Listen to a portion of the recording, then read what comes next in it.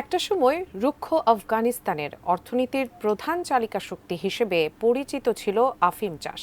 কিন্তু ইসলামপন্থী তালিবান দেশটির ক্ষমতা গ্রহণের পর দেশটিতে আফিম চাষে নিষেধাজ্ঞা দেয় এবং কঠোরভাবে তা বাস্তবায়ন করে। অর্থনীতিকে চাঙা করতে বহুমুখী উৎস সৃষ্টিতে মনোযোগী হয় তারা। তার ধারাবাহিকতায় এবার মাটির নিচের খনিজ ও রত্ন পাথরের মাধ্যমে দেশের অর্থনীতিকে শক্তিশালী করতে চাইছে তালিবান প্রশাসন। বিস্তারিত ইমতিয়াজ আলমের রিপোর্টে। আফগানিস্তানে তালিবানরা ক্ষমতায় আসার পর ভাবা হয়েছিল তাদের অতিরক্ষণশীল নীতির কারণে দেশটি একটি ব্যর্থ রাষ্ট্রে পরিণত হবে। কিন্তু নিজেদের তৈরি স্পোর্টস কারের মাধ্যমে অটোমোবাইল ইন্ডাস্ট্রিতে হইচই ফেলে দিয়ে একের পর এক চমক আনতে থাকে তারা।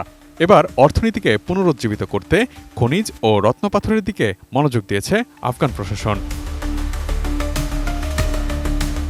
দ্য নিউ ইয়র্ক টাইমসের এক প্রতিবেদন অনুযায়ী মার্কিন সরকারের অনুমান, আফগানিস্তানের দুর্গম অঞ্চলে কমপক্ষে $1 ট্রিলিয়ন মূল্যের খনিজ মজুত রয়েছে।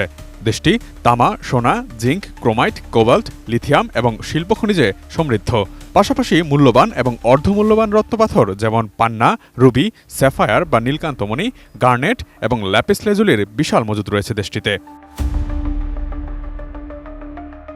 পান্না খনির জন্য বিখ্যাত পূর্ব আফগানিস্তানের পাঞ্জশির প্রদেশে প্রায়ই এই মূল্যবান রত্নগুলো বিক্রির জন্য সাপ্তাহিক নিলাম আয়োজন করা হয়। তালেবান সরকারের এই উদ্যোগ দেশটির বিশাল খনিজ এবং রত্নভাণ্ডারকে কাজে লাগিয়ে অর্থ উপার্জনের এক নতুন দিগন্ত খুলে দিচ্ছে। 2021 সালের আগস্টে ক্ষমতা দখলের পর তালেবান দাবি করেছে তারা রত্ন, সোনা, তামা, লোহা এবং অন্যান্য মূল্যবান খনিজ যেমন ক্রোমাইট উত্তোলন করতে বহু বিনিয়োগকারীর সাথে চুক্তি করেছে। এই মাটির নিচে লুকানো সম্পদগুলো দেশটির দুর্বল অর্থনীতির জন্য একটি সম্ভাব্য লাভজনক সঞ্চয়ের রাস্তা হতে পারে। বসুন্ধরা ডায়াপেন্ট এখন আরও উন্নত। এই হট এয়ার থ্রো টপশিট দ্রুত শোষণ করে সোনামণিকে দেয় কোমল অনুভূতি। তালিবান সরকার যে কাজটি করতে চেষ্টা করছে তা 20 বছর ধরে আফগানিস্তানে থাকার পরেও মার্কিন যুক্তরাষ্ট্র করতে ব্যর্থ হয়েছে। মার্কিন সরকার আফগানিস্তানে খনিজ প্রকল্পগুলো উন্নত করার জন্য প্রায় $1 বিলিয়ন ব্যয় করেছিল, কিন্তু তার অগ্রগতি ছিল নগণ্য এবং সেটি স্থায়ী হয়নি। যুদ্ধ চলাকালীন মার্কিন সমর্থিত সরকারকে টিকিয়ে রাখতে আফগানিস্তানে প্রায় $143 বিলিয়ন উন্নয়ন এবং মানবিক সহায়তা প্রদান করেছিল যুক্তরাষ্ট্র। বিশ্বব্যাংক জানিয়েছে তালিবানের আফিম উৎপাদন নিষেধাজ্ঞার কারণে কৃষকরা $1.3 বিলিয়ন আয় হারিয়েছে, যা আফগানিস্তানের মোট দেশজ উৎপাদন বা জিডিপির 8%। অন্যদিকে তুরস্ক, কাতার, চীন এবং ইরানের সাথে মিলিয়ে লোহা, তামা, সোনা এবং সিমেন্ট খনিতে বিনিয়োগ করেছে আফগানিস্তান।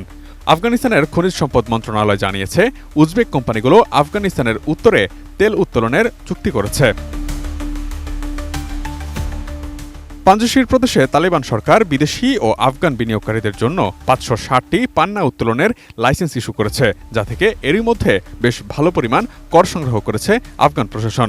ধারণা করা হচ্ছে রত্নপাথর ও খনিজ সম্পদের সঠিক উত্তোলন এবং বিপণন করা গেলে আফগানিস্তানে জুয়েলারি ব্যবসা আরও জমে উঠবে। Imtiaz Alam, desk report, ATN news.